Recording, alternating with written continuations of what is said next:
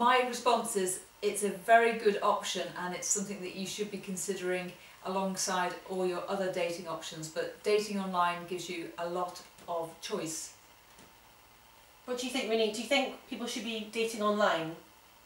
I think it's a good idea because it expands your options. It allows you to meet people that you wouldn't otherwise meet. And it also allows you to meet people in a way that you wouldn't otherwise.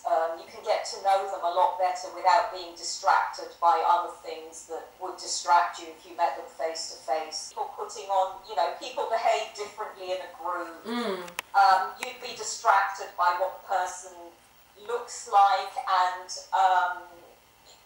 what she's dressed like and things like that, which might not be as important as you think they are when you actually get to know them.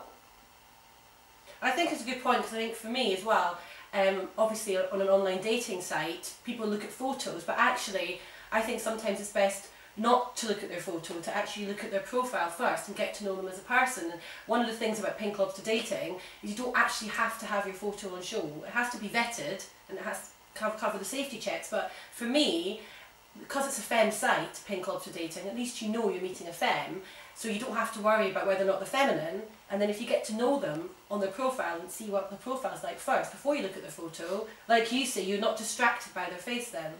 And that's important to me. I think personally, I mean, obviously I'm not lesbian, but for dating... Really? For dating purposes, I think there is a need for someone who hasn't got a certain level of confidence.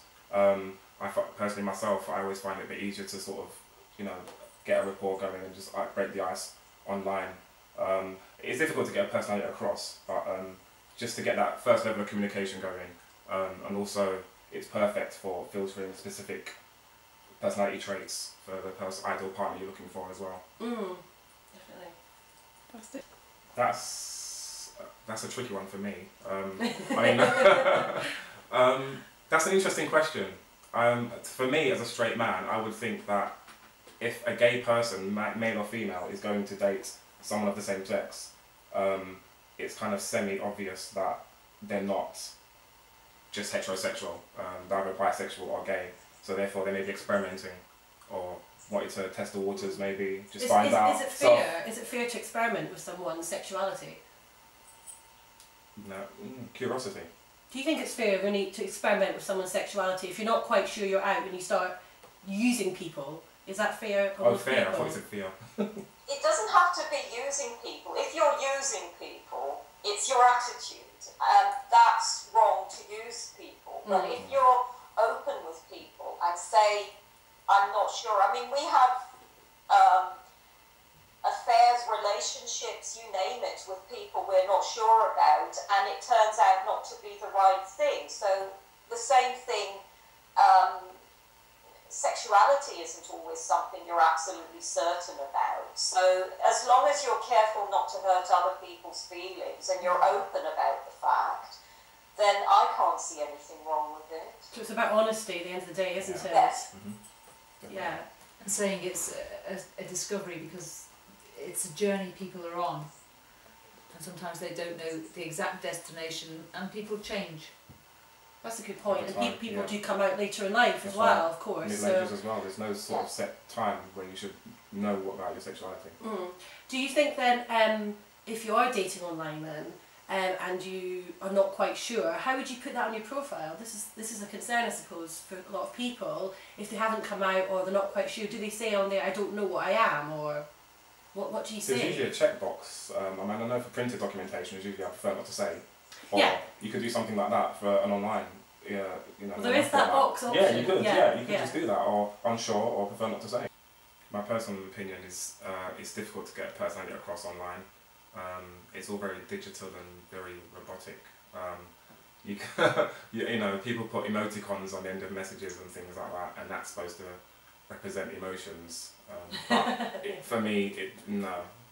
To get a personality across, you need to, I guess, get past the second or third base and meet them. Ooh, what's the second or third base online? Because obviously you're going to begin to talk online and things like that. Well, that's why I think things like Skype are good. Like Renee, we can see Renee's personality, which we wouldn't get if it was just on email. So I But think we're it's talking interactive. about when you read someone's profile, Yeah. their current occupation or whatever, that wouldn't be there initially. It would just be reading through someone's profile. So then you would have to take it to that level to say, oh, are you So comfortable? how do you do we pick go? then? Yeah, it's How difficult. do you pick then personality on a profile if you can't get personality across on a profile? You've got word selection on your site Yeah. to reflect people's personality, but really what online dating is for is to have an introduction, and then ideally you're going to meet up quite quickly afterwards, Yeah. and then it'll give you the opportunity to explore and find out if there's a spark between you. What do you think, Renee? Yes, I agree with that. First of all, I think that you know, like your job situation or history don't look good.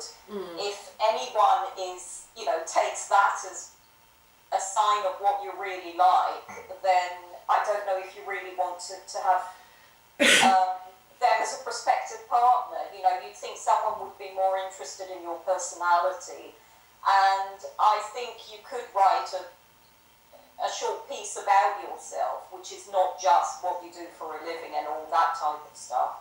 And then anyone who you get to talk to, they can get to know you better by just talking to you, by chatting or whatever you do to get to know each other better.